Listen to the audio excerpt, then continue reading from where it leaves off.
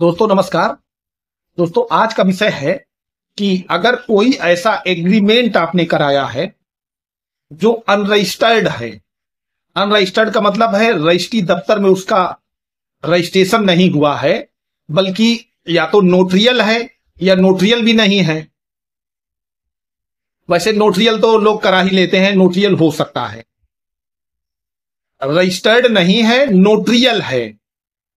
तो ऐसे एग्रीमेंट के आधार पर क्या स्पेसिफिक परफॉर्मेंस का सूट मेंटेनेबल होगा?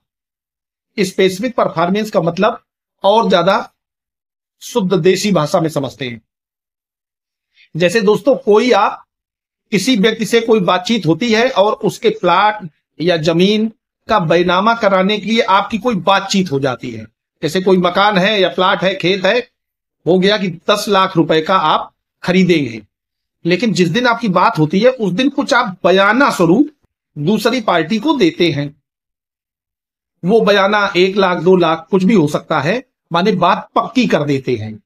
तो उस पक्की बात की लिखा पढ़ी अक्सर घर पर, बाजार में, आपके घर पर या किसी मीडिएटर के बीच, किसी प्रॉपर्टी डीलर के ऑफिस में ही होती है।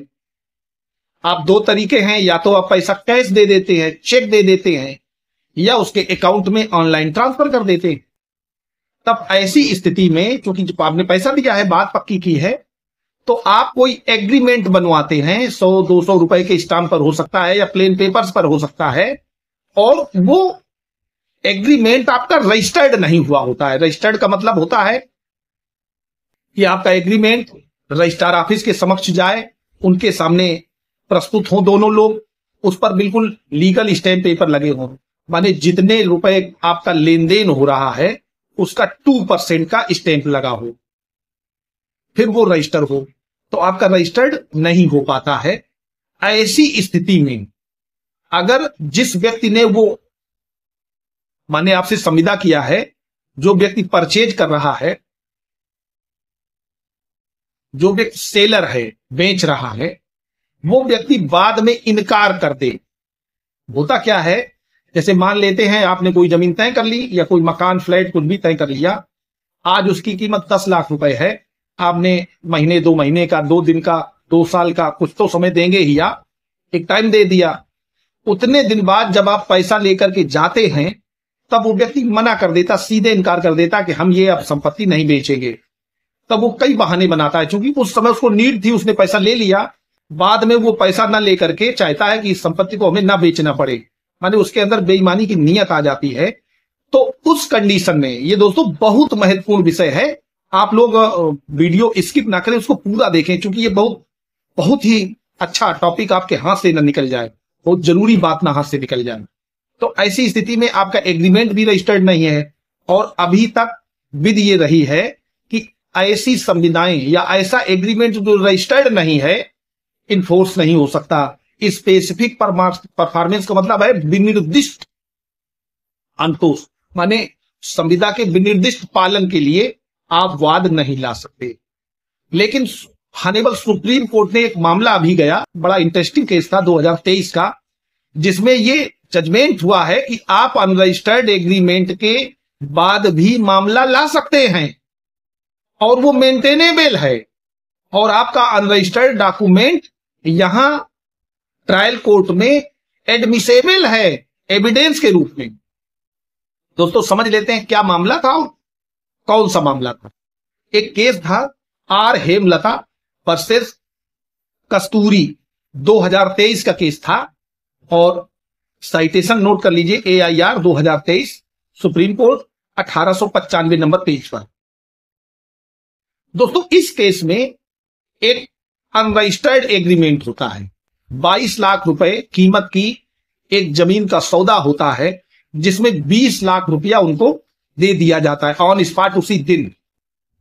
2 लाख रुपया बकाया रहता है, और उस 2 लाख रुपए बकाया को 6 महीने के लिए, अगले 6 महीने में दे करके और बैनामा कराए जाने का प्रोविजन लिख लिया जाता है।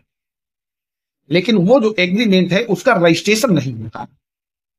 इस मामले में जब समय कुछ बीता तो जिस व्यक्ति ने एग्रीमेंट किया था उस व्यक्ति ने इनकार कर दिया, माने जिनकी जमीन थी उन्होंने इनकार कर दिया कि हम अब आपको ये बिक्री नहीं करेंगे।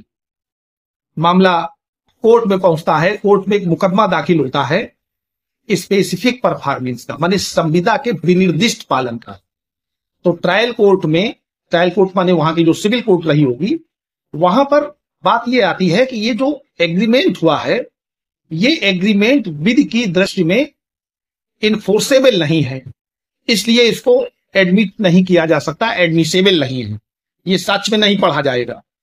और ये कहते हुए, ये दोस्तों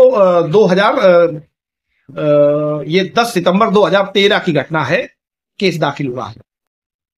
ये कहते हुए ये केस खारिज हो जाता है ट्रायल कोर्ट में, माने सिविल जज जूनियर डिवीजन या सीनियर डिवीजन की कोर्ट में।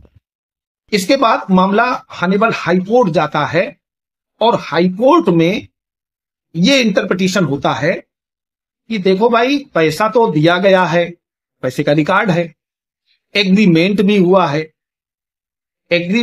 है, पैसा दिया गया है, लेकिन केवल वो एग्रीमेंट रजिस्टर्ड नहीं है।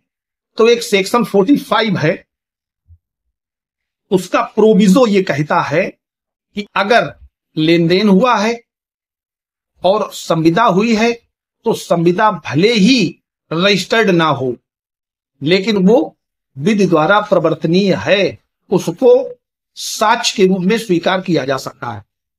इस केस में बड़ा अच्छा हॉनरेबल सुप्रीम कोर्ट ने तो लाइन ही खोल दी है उन लोगों की जो लोग पैसा दे देते हैं, एग्रीमेंट कर लेते हैं और समयाभाव या न जानकारी में या और किसी कारण से विश्वास हो जाता है, एग्रीमेंट नहीं कराते हैं, रजिस्टर्ड नहीं कराते हैं, एग्रीमेंट तो करा ही लेते हैं।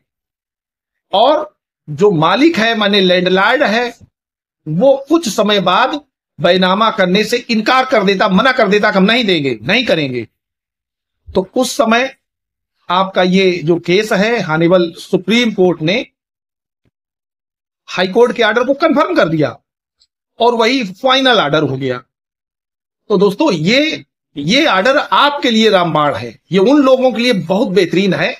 2023 का हॉनरेबल सुप्रीम कोर्ट का जजमेंट, जिन लोगों ने कोई अनरजिस्टर्ड एग्रीमेंट कराया है या उनके पास अनरजिस्टर्ड एग्रीमेंट है और वो इन्फोर्स नहीं हुए पा रहा है, आप कोर्ट में आइए और केस जीतिए और ऐसे लोगों को सबक सिखाइए जो इस तरीके का एग्रीमेंट करके अनरजिस्टर्ड ना होने की आड़ में बैनामा विक्रय करने से बच रहे और आपका पैसा मारे ले रहे। तो दोस्तों, मुझे जो भी जानकारी समझ में आती है, कोई नई बात आती है, तो मैं आप लोगों तक जरूर पहुंचाता हूं।